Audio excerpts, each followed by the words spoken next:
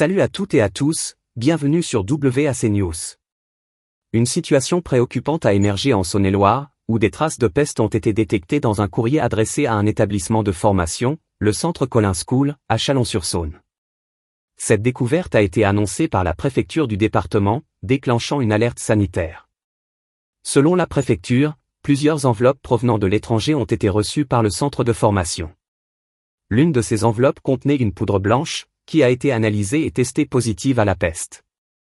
Les autorités n'ont pas précisé la date exacte de la réception des enveloppes, ni le nombre de personnes potentiellement exposées à cette substance dangereuse. Malgré la gravité de la situation, aucune des personnes exposées au courrier n'a présenté de symptômes de la peste jusqu'à présent. Ces personnes, identifiées comme 6 employés du centre de formation, ont été transférées et placées sous surveillance médicale au centre hospitalier universitaire, CHU, de Chalon-sur-Saône, dans une structure spécialisée en risques nucléaires, radiologiques, biologiques et chimiques, NRBC. Le préfet de Saône-et-Loire a levé en début de soirée une cellule de veille, qui avait été mise en place pour coordonner les mesures de précaution et l'intervention des services de secours. Une conférence de presse est prévue ce jeudi matin, avec la participation de l'Agence régionale de santé, ARS, du service départemental d'incendie et de secours, SDIS, et des services de police pour fournir plus de détails sur l'incident et les mesures en cours.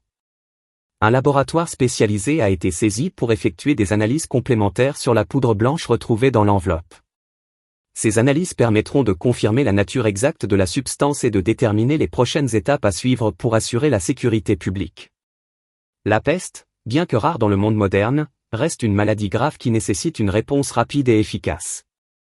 La découverte de traces de peste dans un courrier en France est un rappel de la nécessité de vigilance et de préparation face aux menaces biologiques. Les autorités sanitaires et de sécurité travaillent en étroite collaboration pour gérer cette situation et éviter toute propagation. Cet incident soulève également des questions sur la sécurité des systèmes de courrier et la prévention des menaces biologiques. Des protocoles de sécurité plus stricts pourraient être nécessaires pour détecter et neutraliser les substances dangereuses avant qu'elles n'atteignent leur destination. La situation en Saône-et-Loire est un rappel alarmant de la réalité des menaces biologiques dans le monde contemporain. Grâce à la rapidité d'action des autorités et à la vigilance des employés du centre de formation, aucun cas de peste n'a été signalé. Cependant, l'enquête en cours et les analyses complémentaires seront cruciales pour assurer que cette menace est totalement neutralisée et pour renforcer les mesures de sécurité à l'avenir. Merci d'avoir regardé cette vidéo. N'oubliez pas de liker, de partager et de vous abonner pour ne rien manquer de nos futures analyses. Et dites-nous en commentaire ce que vous pensez de cette situation. Pensez-vous que la motion de censure passera? Quelle serait selon vous la meilleure issue pour la France?